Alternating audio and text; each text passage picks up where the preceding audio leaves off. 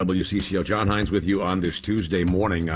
Thinking about this, and I'm going to interject my own thoughts on this, but I've always maintained that reading is one of the most important things that anybody can learn, because if you learn to read, you're far more likely to enjoy reading, and if you enjoy reading, then you're able to just learn everything. Everything and anything for that matter. I was lucky. I grew up in a home where I remember distinctly my mother reading to me sitting on the couch, some of the very beginning books, and me learning to read at that time, which is maybe why I devour books the way I do today. But Groves Learning has taken an active interest in reading with the Groves Literacy Partnerships. And Katharine Campbell, who's the director of that, joins me this morning. First of all, hey, good morning, Katharine. Thanks for being on here on WCCO. How are you? I'm good. Good morning, and thank you for having me on. And you just teed this conversation up perfectly, John, because we have to teach children how to read before they can use their reading to learn in third, fourth, fifth, and beyond. Great. Absolutely. Katharine Campbell here on the John Schuster Coldwell Banker Hotline this morning as we were talking about this. So, hey, if I'm not mistaken, is this like the 50th anniversary for Groves Learning, by the way? I think 1972. Does that sound correct? You are exactly right. Groves Academy at our school started in 1972, 1973, and since then we've grown into 3 large organizations. Our academy continues. We have a wonderful learning center, and in addition to that, Groves Literacy Partnerships is about 6 years old now. Let's talk about the Literacy Partnership, because that's your area of expertise as the director of such. What is it that you hope to do, and how do you go about doing it? Well, what we do, John, is we take good literacy instruction into kindergarten through third grade classrooms throughout the Twin Cities and greater Minnesota, and all of our instruction is based on the science of reading.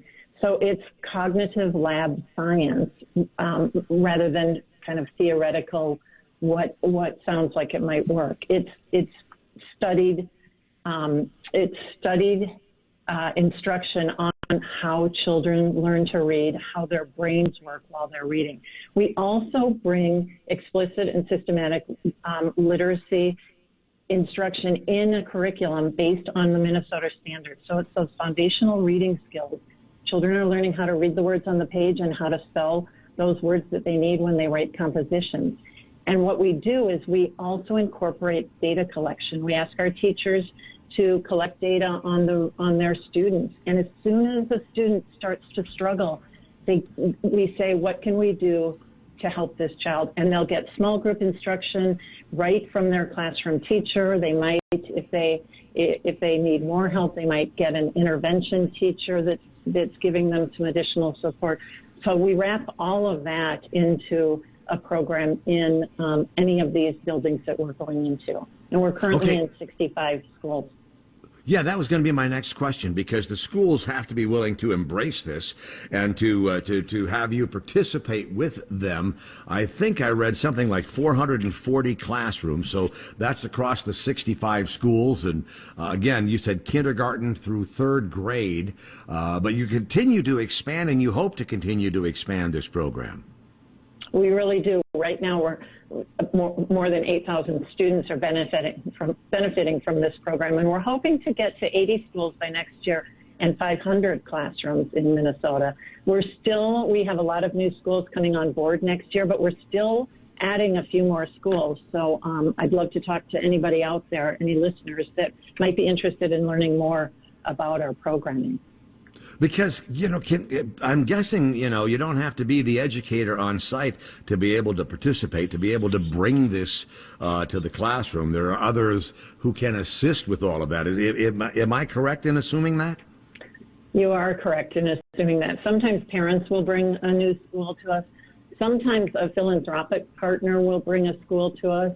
And sometimes other partner schools will say, gosh, we work closely with this school, you should be talking to them. That's an interesting take on it, because I'm sure they're tracking what's going on in those schools. So what do you find is the most, I don't know, the largest stumbling block to being successful in reading education, getting a good handle on literacy? Is there one particular stumbling block, Katharine? I would say that all children in kindergarten through third grade need to be taught the rules of our language, the spelling rules and the reading rules, and they need to be taught it explicitly.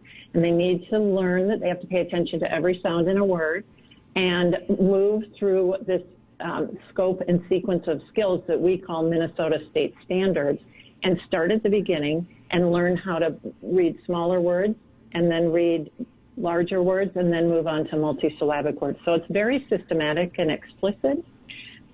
And that's what's going to make them successful. What we don't want is for children to be looking at the first sound in a word and looking at the picture on the page and guessing at the word. Well, I'm curious because I'm trying to recall, this was a long time ago, but where my reading education came from. I mean, I know where it originated. I just don't know what the process was. But I think, thinking about this too, you've got in-house coaches that are a part of this program. Who trains them? Who helps them to understand the best approaches, the best practices for reading education?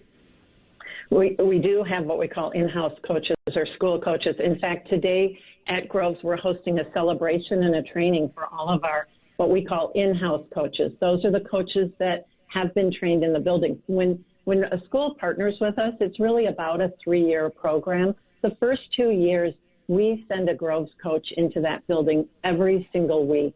And every single week, they are in every teacher's classroom supporting them and really developing them to be a master literacy instructor by the end of the year. After 2 years, we make a transition, and the school designates somebody that can be an in-house coach. We train that coach to be the school coach so that at the end of phase 3, we can step back, and they really are in charge of that program. They're running the show now, but they are still conferring and consulting with a Groves coach that's assigned to them as an in-house coach. So today what we're doing is we're celebrating 15 new in-house coaches that will be starting their certification next year. And we are celebrating more than 20 certified in-house coaches whose schools are now moving to that sustainability model where they're in charge, they're running the show, and they're replicating the model that we brought into their school at least 3 years ago. Okay, now something that you mentioned early on, you talked about science and this application of science, for this education, for this learning. How does science come into play, Katharine? There are a lot of scientists that are studying two things: best practices, what works and what doesn't work, but also what is actually happening in a child's brain as they are learning to read. Which parts are being activated more, which parts are being activated less, and which parts are kind of working together as students are moving forward as they learn to read as they get older and older from kindergarten through third grade. What we know is that children's brains from 0 to 8 have a lot of what we call brain plasticity. It allows us to really mold those little brains into reading brains if we're teaching literacy based on what science has proven in a lab, where children maybe and adults are going into MRIs, and that brain activation is being measured when they're asked to do different tasks surrounding literacy. I look at that, and you mentioned, these small brains, these young brains. I look at them as basically hard drives, and we're still formatting the hard drives. And we're just, to put it into terminology here for 2022, they're still loading the hard drive with this. There is so much to learn where everything, this is a great time too, this kindergarten to third grade, but as you mentioned, 0 to 8 years of age in there. They're like sponges. I would imagine that's the assessment of most of the coaches and the educators that you deal with. They want to absorb everything. You're exactly right. And that's such a great analogy because it really is developing the hard drive. Yeah, I'm very pleased. I'm happy for you. How many years now for this literacy program? This is our 6th year, and we started with 2 partner schools, and now we've grown to 65 partner schools. And I imagine you continue to get interest. You said, or perhaps I read, that you would like to be in some 75 to 80 schools, and at the same time that adds 75 to 100 classrooms. And you do the math, anybody who's paying attention to what that translates to in the form of students in each of those classrooms. So it's like exponentially just growing and getting better and better. Exactly right. After yes, 6 and it's really Go ahead. And it's really providing the opportunity for all of these children to be solid readers by the end of 3rd grade. Now they can access the textbooks, the literature, the novels that they're asked to read in 4th, 5th, 6th grade beyond. Yeah, it is amazing, because if you get them going in that direction, and again, if reading isn't a struggle for them, then it's something that they will pick up and do gladly, enthusiastically. I've oftentimes maintained that the bulk of my education just came from reading. I mean, as odd as it may seem, Katharine, I learned much about Eastern Europe from reading the Robert Ludlum Bourne books way back when. It's like, oh, so that's where those countries are. Yeah, but you're exactly right. And right down to math and reading word problems and being able to open up that textbook and get the information you need in order to prepare for the test. Yes, my older son was a math teacher, very enthusiastic math teacher, teaching at a level I didn't comprehend, that math analysis, calculus stuff. But and his younger brother is also an educator. But I think they both felt that even something like math, you have to be able to read it to understand it, and then you can go from there. It gives you sort of a better foundation, a better baseboard on which to work. So, Katharine Campbell, right, the director of the Groves Literacy Partnerships at Groves Learning Organization. Congratulations on the organization's, the overarching organization's 50th year.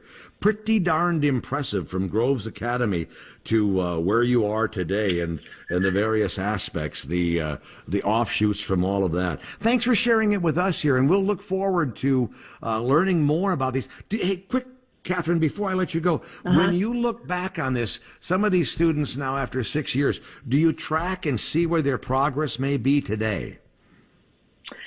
We don't, but we would love to do that in the future. I would love to see longitudinally how many of our students are graduating from high school. And we don't do it yet, but we're hoping to in the future. You'll get them there. You'll get them there. Thank you so much for joining me this morning here. Thank you very much. Have a great day. Again, Katharine Campbell, director of the Groves Literacy Partnerships. They're just kind of firing this up now.